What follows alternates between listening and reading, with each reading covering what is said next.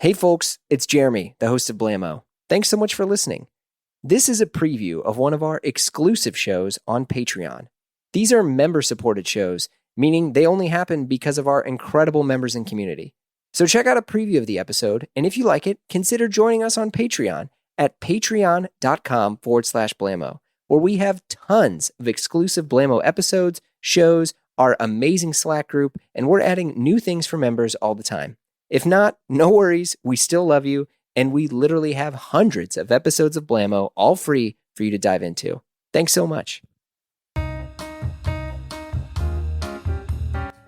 Hey, Derek. Hey, Peter. How you doing? Doing well. What is that watch that you're wearing? It's a Patek 2551 Disco Volante, which apparently is either Italian for flying frisbee or flying saucer. I read different things online. I don't speak Italian. Disco Volante. And it's got arrow markers, dolphin hands. I bought it as a gift to myself. It sounds absurd, but I was saving up forever for a watch. And this is well out of my price range. And Mark Cho over at the Armory helped me find a watch. We were talking over Instagram, and I said, I really want to buy a nice dress watch for myself. And we were going through all of these options. And eventually something came up on Bonham's auctions. Mark purchased it for me. I paid him back. He had it serviced, and he sent it to me. I admit at first I was a little bit unsure because it's a gold watch. First, I first bought a Patek 2555, which is a coin bezel. It was a little bit too polished. And the other thing is that it was engraved on the back, and I don't like other people's engravings on my watches. Okay. So it's a little bit smaller. I thought I could possibly maybe get away with it. A lot of those vintage Pateks are like anywhere from 30.5 to 33 millimeters, which I have a 6.5 inch wrist, and I can get away with it. Yeah. But it's not... I would prefer something a little bit larger. It's veering on the small side. Yeah, and this one is 35, which is much more wearable. Yeah, 35 is perfect. And yeah, so I ended up returning the 2555, bought the 2551, and I really like it. Originally was a little bit unsure because it's a gold watch with a champagne dial, and I was like, I can't read the time at night. Like, yeah, I'm looking at it now, and yeah, the hour markers are not... They don't jump out. They don't jump out. Much better in the afternoon. Yeah. So I considered, even though it's evening at this point, but I consider an afternoon dress watch. But I've come to really like it, and it has sent me down like a whole rabbit hole of vintage Pateks, and I've watched all of like John Reardon's videos on collectability. And, I really liked, like the 570, the classic Patek dress watch is of course the 96. That is, again, on the smaller side. And the 570 is a little bit larger, has the similar coin bezel. That one is, in my dream of dreams, I would own that, but I can't afford to buy multiple small Pateks that kind of look the same.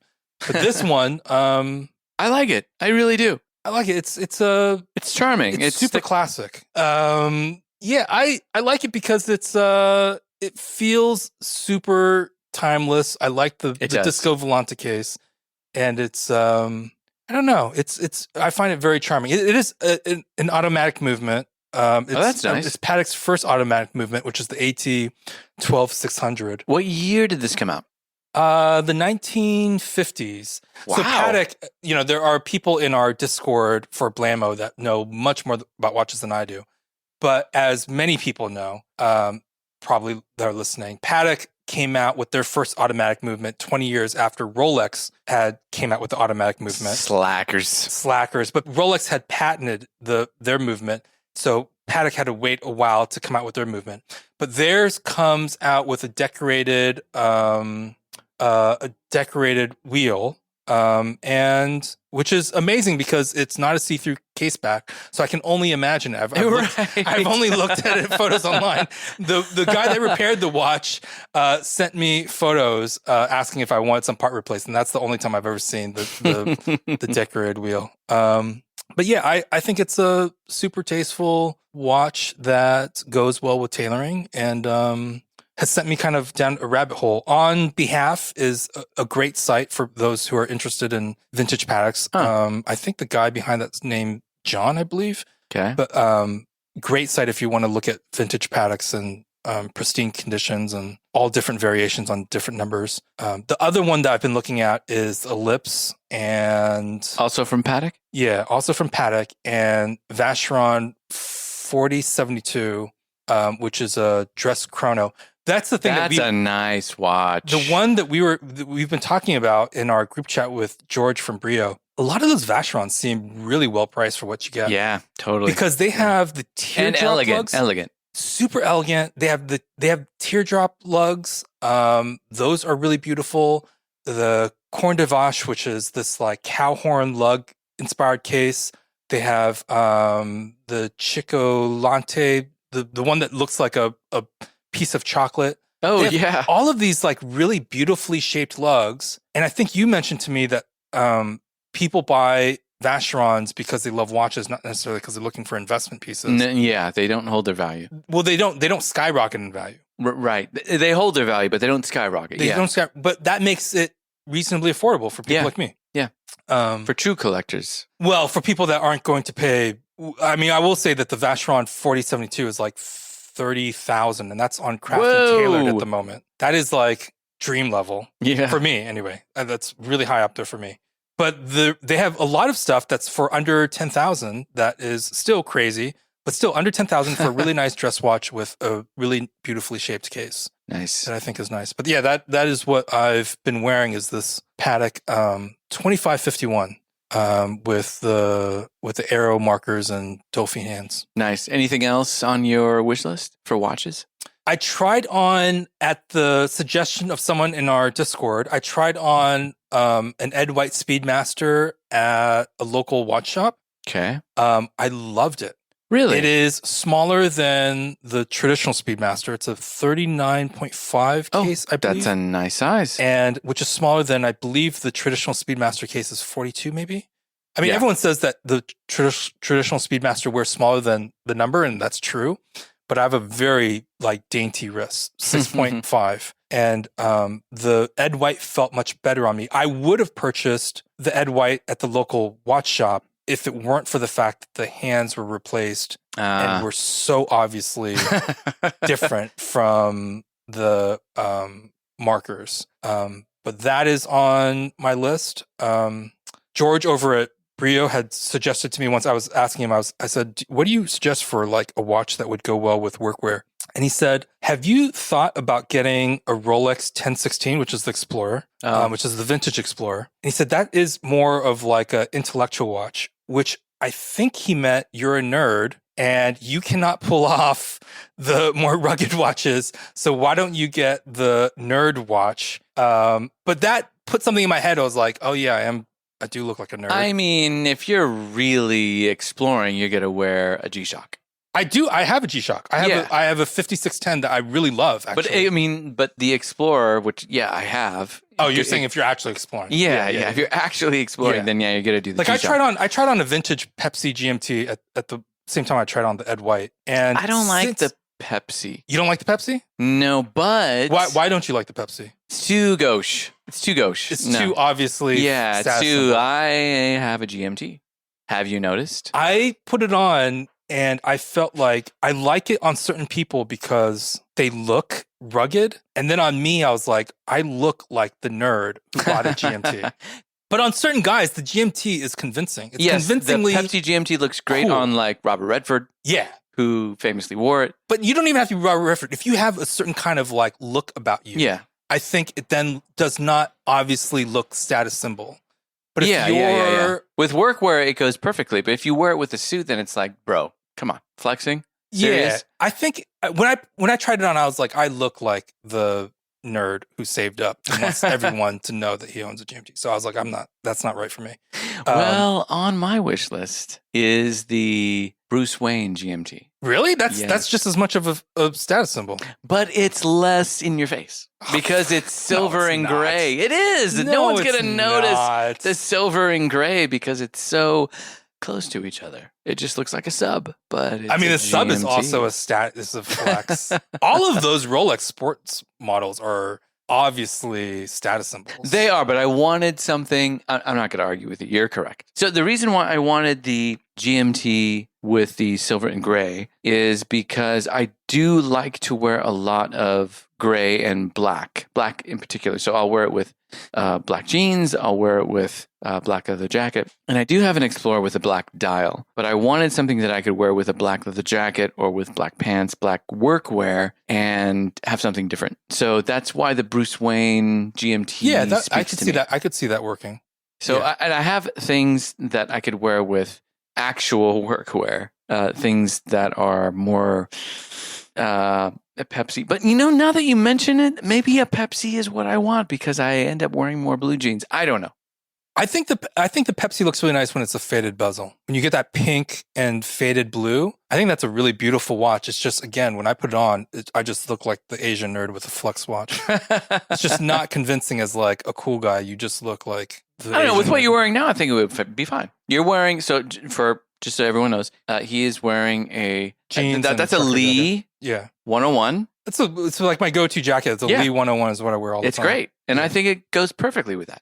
I recently bought this Capital denim Western shirt, and because Is that the one you're wearing? I'm wearing a Capital denim Western shirt. Let me see that. That looks great. Well, the thing Perfect is, with a Pepsi. well, the funny thing about the Capital denim Western shirt is that a lot of Western shirts just don't fit me because I've just gained weight. So the ones I bought a while ago, I've been revamping my shirt wardrobe. So because I've gone up a size, I've gone from a 38 to a 40. But the thing is the Capital shirt is marketed as the oversized shirt. And I bought the size down and I was like, man, this is so humiliating. They're like, here's like an obviously oversized shirt because nobody could possibly be the size. So I bought Except for Americans. I normally buy a 3 in Capital, and I can't remember. I think I may have bought into 2. But yeah, I just bought a size down, and then it fit me. Their Fat Boy shirt is what I bought in the Husky. size down. We like to say husky. They actually do market as the husky. Do fit. They actually market as the husky fit. Yeah, and I was like, all right, well, it's humiliating, but Don't feel bad. I used to be a husky boy when I was a child. Right. I wore tough skins for all my JCPenney fans out there. Tough Skins was JCPenney's house brand for jeans, and I wore husky sizes. Nice. Yeah. And I still am husky. So besides watches, have you got any suits that you're thinking about or any that are currently in the works? I do have some things in the works. I feel a little bit embarrassed to list them because people are going to think that have more money than I do. But I will say the fact is, so for example, like ISRT. You just spend your money wisely. Yeah, I spend my money irresponsibly, but I spend my money on nothing and everything then goes to clothes. But the other thing is that, for example, like the ISRT Italiani, I've been riding on the same 4 suit credits when they first started coming out. Well, not when they first started. When they first started coming out of San Francisco, you got some things from them. And I didn't want to order anything until I saw what it looked like. I didn't want to go in blind. So when I saw your stuff, I was like, that actually looks really good. And you had mentioned that they had some special price and they may raise it the next year.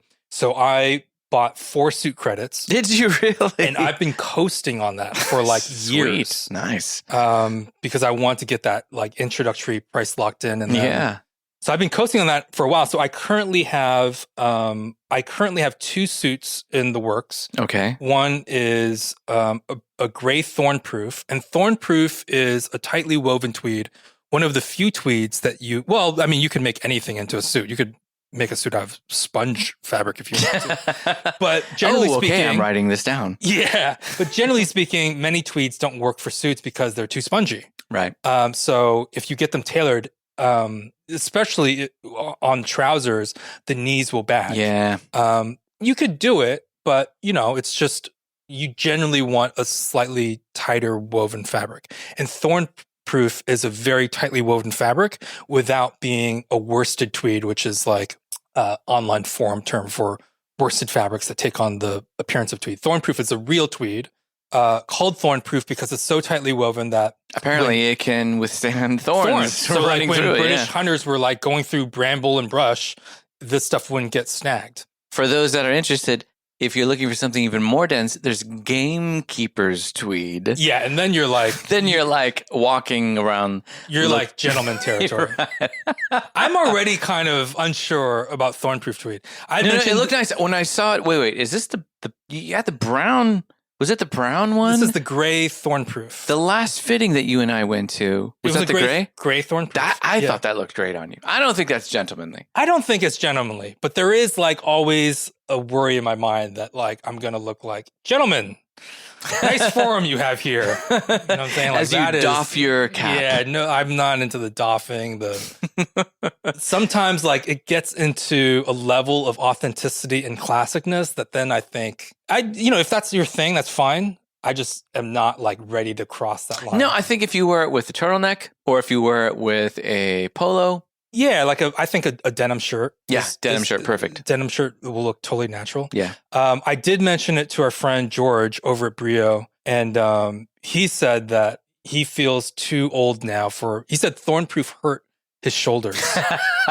And then I also spoke to Greg at No Man Walks Alone, and he said that like, yeah, he just finds thornproof like to be too old school. But I'm giving it a try. That's my one experience. The one thing that I like about ISRT Italiani's prices, I mean, it's a bespoke garment, so it's more expensive than like Spear and McKay, for example. Part of the reason why they can get those prices low is because Sicilian wages are lower than London mainland wages Italy. Or New York wages. Even mainland Italy. Yeah, even mainland Italy. So that contributes a lot to the lower price. A bespoke suit is somewhere around like $2,000. The other reason is because they use some computers in the process, even though it's drafted from scratch. Yeah, they've made it a little bit more efficient than what like some tailors are still doing the process. I think they do really good work. And for $2,000, again, expensive garment. One of the upsides is, for me, the way I rationalize is that when you pay 50% deposit and then 50% upon delivery, for me, it makes it a little bit easier to swallow. Sure. Yeah. And then since the price is $2,000 for a suit, somewhere around there, I don't know the exact price. It's gone up since you... It's gone up since I put in those credits. Since you put in those credits, well, I paid less than $2,000. I think now it's around $2,000, I think. If you, as you did, decide to bring your own cloth, yes, then yeah, it's around $2,000. Yeah. And that's the other thing is that you can. There are certain companies like Huddersfield Fine Worsted, for example, has really good prices on cloth. Some places like Harrison's of Edinburgh, you have to go through an agent. So then you often don't get the same savings if you do a CMT order, which is when you bring your own cloth. But anyway, since the price is $2,000, I feel more comfortable doing something that I would not have ordered through Steed or a more expensive tailor. Right. Because if I'm paying a lot more, then like I'm sticking with something that it better be something you really like. I like. would not do thornproof. Yeah. You know what I'm saying? I'm not going to try to be I'm not trying the gentleman suit. So I'm doing gray thornproof. And then the other fitting that I had was for a green linen suit. That looked really good on you. I'm a little bit unsure of that because when I was flipping through fabric swatches, I picked my linen from W. Bill. So generally speaking, you can get linen from Dugdale, Drappers, Harrison's of Edinburgh. They have 2 books. They have W. Bill and Mercier. There's Mason Hillard and there's Solbiati. Okay. And the easy way to think of this is that W. Bill is the stiffer one. Yeah. Solbiati is the softest one. Mm-hmm. And then Mason Hillard has something in between, although they have different ranges that kind of vary in terms of quality. Mercier is similar in that it has, within that book, it has Irish linen, which is crispy. Yeah. And then it has English linen, which is softer. And then it has Italian linen, which is softest, similar to Solbiati. Yes. Yeah. I prefer the crispy linen, especially for suits. I do too. Mercier does have it's still Irish linen, but it's more loosely woven. And I feel that it performs okay as a suit, but I do prefer W. Bill crispy linen. And it is crispy when you wear it. It's not going to be soft. It does take a while to break in, and it does eventually become soft. But as a suit, it looks better. I don't mind the softer one, like Mason Hillard, but I will agree. Yeah, it looks better as a sport coat. The thing about the crispy W Bill linens is that if you're concerned about looking like a wrinkled mess, if you get a crispy W Bill linen in a mid-weight, like anything over 350, 400. Yeah, like I always think of these in ounces. So I think like 12 ounces. Yeah, 12 ounces. Yeah. Anything over 12 ounces, it will rumple more than it will wrinkle. Yeah. It'll have like soft rumples versus like the wrinkles you see if you were to crumple tissue paper. If you crumple tissue paper and let it go, to me that doesn't look good as a suit. I don't even really wear linen shirts anymore because like the way that ends up. But for me, a rumple looks really good. Yeah. So anyway, W Bill has, obviously it's a book, so it has the colors that it has. It has a really great range of colors, but it's not going to be 1,000 colors. So there are maybe like 4 or 5 shades of green. Want to hear the rest? Listen to the full episode and many more other exclusive episodes over on our Patreon. Visit patreon.com/Blamo to sign up and join the Blam fam. You also get access to our exclusive members-only Slack group where we chat about this and a ton of other things. So head over to patreon.com/Blamo and we'll see you there.